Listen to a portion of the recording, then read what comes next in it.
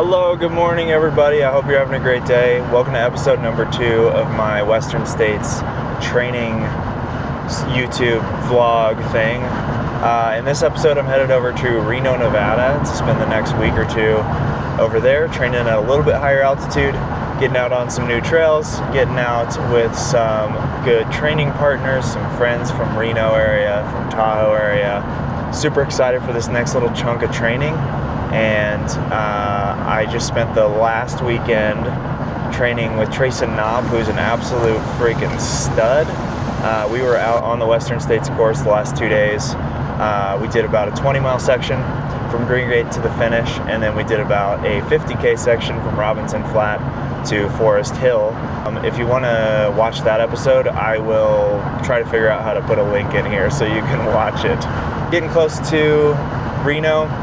I'm staying at my coach's house. He's going to be out of town. I'm watching his dog, hanging out with Tucker, and it should be a great week. So keep you guys updated as I know a little bit more about what my training is going to look like this week. I think today I'm just going to get out for an hour or two and just spin the wheels real easy, try to shake off some of the kind of fatigue from yesterday's big run and try to get recovered up, ready for another big week of training. So that's kind of where I'm at. I am maybe 45 minutes from Reno and stoked to be here. All right, guys, out here, made it to Reno. Just running some kind of flatter trails behind Rick's house here. Beautiful day, perfect day for the new tank, the new kit. Testing out the Dara belt, which I'm loving so far, just a few miles in. And definitely feeling the 50K yesterday in the legs. But one thing I notice is, like, as I get fitter, as I get kind of more resilient, after these big long weekends, I definitely feel tired. I definitely feel kind of crud in my legs. But like, if I had just raced a 50K a year ago, there's no way I'd be out cruising around the day after feeling fine. So grateful for that. Seems like the durability is coming together, fitness is coming along, so we're in good shape. After my runs, I do my best to rehydrate and just eat some food as quickly as possible, but sometimes out of convenience that just means chugging some water and drinking a quick protein shake. The next morning I had, you guessed it, 2 more easy hours. So first I got out with Tucker, ran a couple miles, got his wiggles out, then just ran some local trails behind the house. I found these sheep, and then this little dog tried to attack me, but it's all good. We survived, we thrived. Good morning, guys. It's day number 3 here in Reno. And today, once again, I've just got another easy 2 to 2.5 hour run. Tomorrow I've got a little bit of a longer one. I think I've got 4 hours, which I'm gonna do with my buddy Tommy Sullivan, who lives over here in Reno. Today, just taking care of some business, doing some emails, doing some editing, and trying to feed myself well, trying to take care of all the little things, all these basic little things that keep me happy and healthy and rested. So for breakfast, I've got 2 egg burritos with shiitake mushrooms and feta cheese, and then a couple slices of sourdough toast with strawberry jam.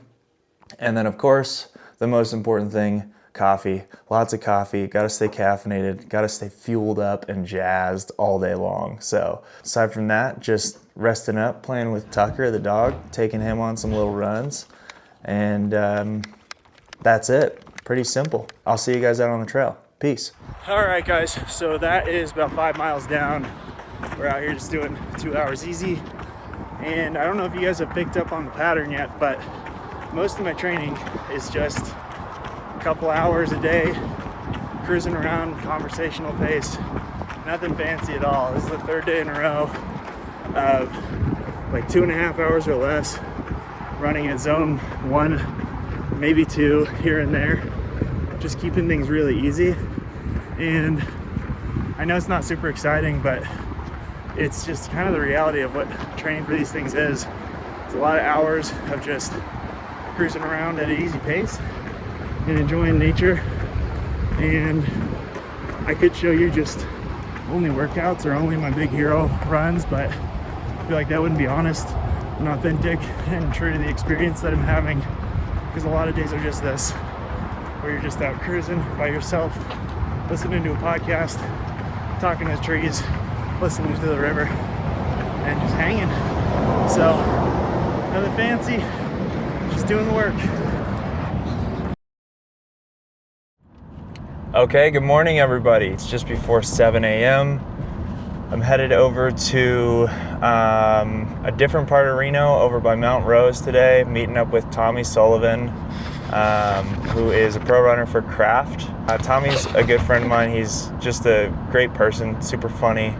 Love spending time with this guy. So we've got about 4 hours on tap today. We had to start a little bit earlier, so we're getting out earlier than I have been, which feels like an adjustment, but I'm excited to spend some time with Tommy and explore some new trails with him today. Okay guys, I'm out here running with Tommy Sullivan, Craft athlete, husband of MK Sullivan, and father of Emery Sullivan, the next greatest athlete ever known, of course. Okay, so Tommy, you've run a 100-miler many hours faster than I have. So far, at least. So far? Yeah. Tell me just one thing you learned from that experience in your 100-miler at Canyons last year. It gets really hard, and then it stays really hard, but you can go harder than it gets, you know? Don't let it win. It sucks, but you suck harder. Wait, no, that's not what I meant. Something like that. I suck harder. Yeah, it sucks out there, but you can suck harder, dude. Amen, sister. Let's see. Tell me something that you've learned transitioning from a pole vaulter in college to now an ultra runner in your old age. Wow. What's been freeing or felt like a constraint in this world compared to the track and field world? I think there's so much variability on the trails, and you can do so many different things and different types of training, that I think the most freeing thing is thinking about finally getting to a point where I'm not just doing what the piece of paper tells me to do or what, I think is best, but allowing more space for going by how your body feels and what feels right on the day. Like today, our plan is just vibes, and we're kind of just, whenever we get home, we're done, No reason to add on miles or time or any of that. Has that changed throughout, as you've become better at the sport, more fit? Yeah. Does it feel less important to stay attached to that plan? Yeah, it's easier to zoom out, right? And the more years you have in it, the less change you notice in the zoom, right? Because the scope is so much larger and longer that a couple easy days here and there aren't gonna make or break things, right? So, and that also snowballs with stress levels, right? In the past, it's really easy to be stressed on, oh, I didn't do the workout. And it's because I'm not feeling great. And then you add the guilt stress of not doing it, and it gets worse. So working on eliminating that kind of guilt stressor. All right, you're a new dad. Yeah. What's the top thing that you've learned just in life? You can apply to running or not, but how's your perspective changed since you had a kid? I think it's, I'm just more grateful for the time I have to do the things I need to or want to.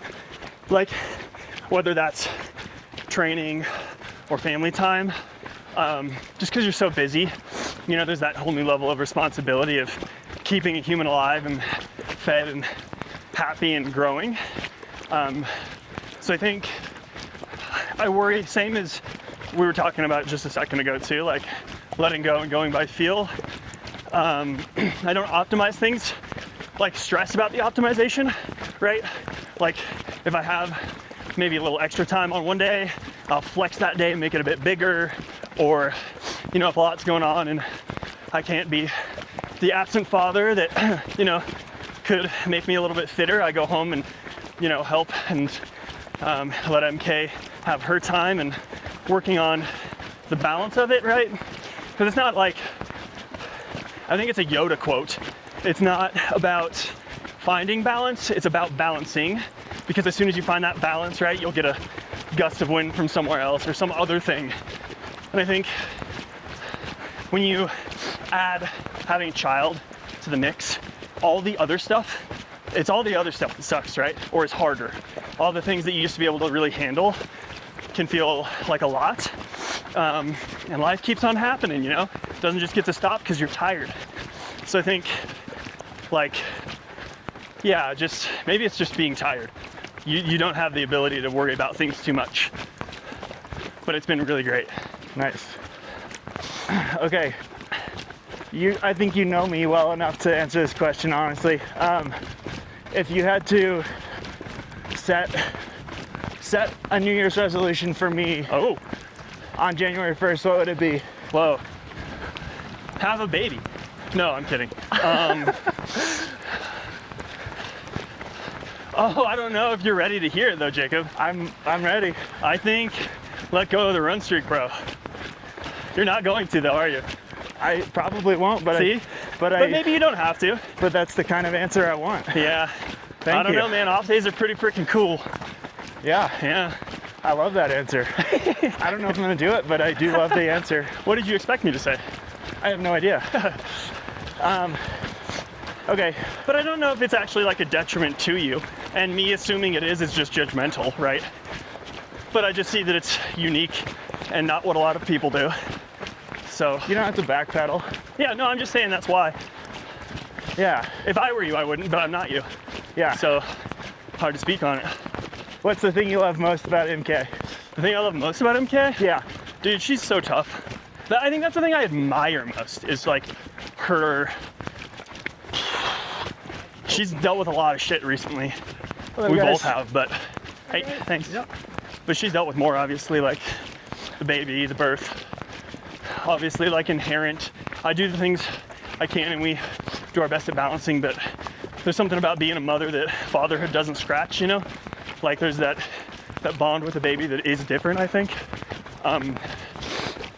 So the way she takes care of MK and like, I think, yeah, just like, I think the thing I love most about her is the way she like looks at Emery, honestly. And the way that she like behaves with him and treats him and loves him. Because it's really cool to see that like mother and child bond, like from nothing be created, you know? But yeah, I definitely admire her like ability to do really hard things all the time. And yeah, recently life has continued to slap us with a bunch of unforeseen difficulties. And I think she handles it better than me somehow, even though she's also the one like dealing with it. It's like somehow she has more poise than I do. You have any hot takes in the running world? Oh, Give me your one. my one. I think people run too hard in training. I don't think that's a hot take though. I think people overtrain all the time. And I think Strava is a net bad for the world. No, maybe not. Maybe the heat map data is good. And maybe we can only post races. But I think when people train for the same race, sometimes it's detrimental. People do a little too much or worry about their own training when they don't need to. Social media, I don't know, as we put it on the YouTube channel. Yeah, no, I don't know. I think maybe just it's more of being intentional with your usage of these things, right? And almost like something MK and I tried to do, but are failing, honestly, is setting aside like social time, either weekly or whatever, where it's like, all right, I'm gonna pop on Instagram, check things out, make a post, get off, right? Answer DMs, whatever. Whereas I think when you kind of let the socials be in control of you, it's a whole different story. And it's way easier, or it happens more frequently for that to be the case. So yeah, maybe just being more intentional with your social usage, I think, especially like as it pertains to Strava, when we're all trying to perform at high levels, sometimes I think just like takes energy that we could be putting into our own journey from us. But if you're more intentional and you're like seeking ideas of clarification or motivation, I think you go seek those things. But once the algorithm starts telling you what to see, maybe that's hard. I don't know if you need that on the channel, but No, that's good. but like, yeah, looking for like having a question that's yours and then finding it instead of being told what to question. Yeah. I don't know. Love that. Bit of a ramble. No, that's beautiful. All right, what's something people don't know about your hidden talent? I'm pretty good on the unicycle. Do you have one at home? No, I don't, but I'm still pretty good. Dang, I used to be. I can unicycle I too. used to be a unicycler. I still am, but I used to too. Okay. And then finally, your fans want to know where they can find you this year. What's your race schedule, if you're willing to share, and Nice. maybe one, like what's the pie in the sky goal for the year? Yeah, okay. I'm racing Marathon du Mont Blanc 90K. It's the day before Western States in Sham.